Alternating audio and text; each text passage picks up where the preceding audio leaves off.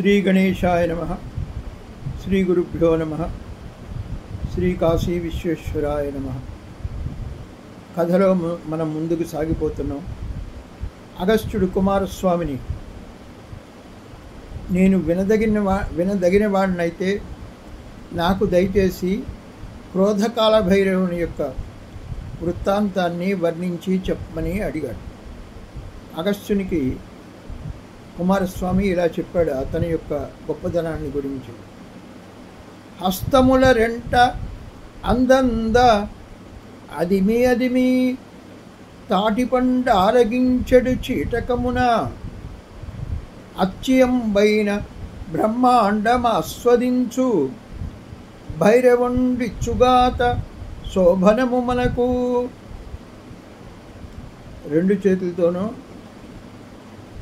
తాటిపళ్ళు రెండు పట్టుకుని వాటిని చీటకమున అంటే అంత్యకాలంలో, ఈ సృష్టి అంతా పరిసమాప్తమైపోయినటువంటి కాలంలో ఆ రెండు తాటిపళ్ళని అదిమి పట్టుకుని భైరవుడు ఏ విధంగా అయితే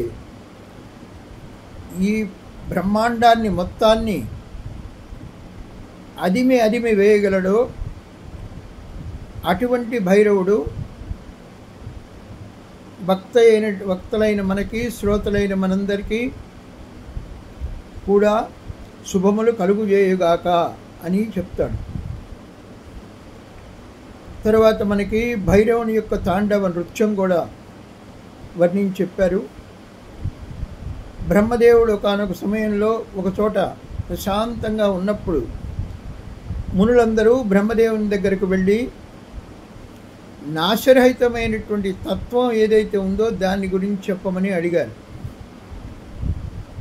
బ్రహ్మ స్వోత్కర్షతో అన్నాడు, జగత్కారణమైనటువంటి సృష్టికర్త అయినటువంటి నేనొక్కండనే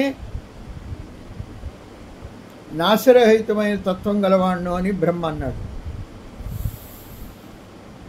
దానికి అక్కడే ఉన్నటువంటి నారాయణాంశమైనటువంటి క్రతు పురుషుడు, యజ్ఞపురుషుడు, నేను సాక్షాత్ నారాయణ్ణి అని చెప్పాడు. ఇక ఋగ్వేదము కాదు, శివుడే నాశరహితమైన తత్వము అని ఋగ్వేదం చెప్పింది. యజుర్వేదము శివుడే అని చెప్పింది. సాంవేదం కూడా మహాదేవుడే అని చెప్పింది. అథర్వవేదం కూడా శంకరుడే అని చెప్పింది.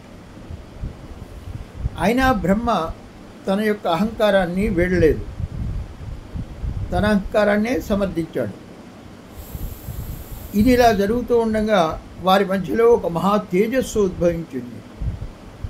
హరుడు ప్రాదుర్భవించాడు. బ్రహ్మ యొక్క పలుకులకు రుద్రుడు కోపించాడు, చాలా కోపాన్ని తెచ్చుకున్నాడు. అతని కోపం నుంచే భైరవుడు ఆవిర్భవించాడు. ఈ సందర్భంలో ఆ భైరవుడు బ్రహ్మ యొక్క 5వ తలను తుంచివేశాడు. అప్పుడు నారాయణాంశమైనటువంటి యజ్ఞపురుషుడు బ్రహ్మ ఇద్దరూ కలిసి శతరుద్రీయాన్ని పఠించారు, శివుని యొక్క స్తోత్రాలను.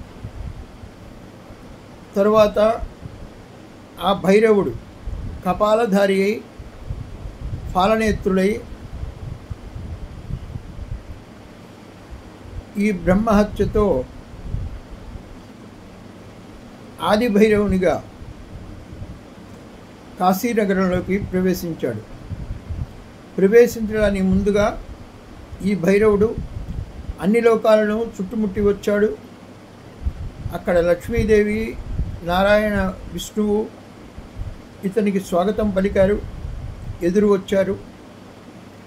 తరువాత ఆ మహాభైరవునికి, చంద్రశేఖరుడైన శివుడికి ఇందిరాదేవి భిక్షాన్నం ప్రసాదించింది.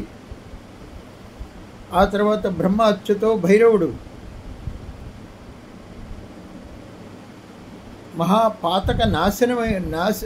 మహాపాతకాన్ని కూడా నాశనం చేసేటటువంటి కాశీనగరంలోకి ప్రవేశించాడు. తరువాత ఏం జరిగిందో మనము తరువాత చెప్పుకుందాం.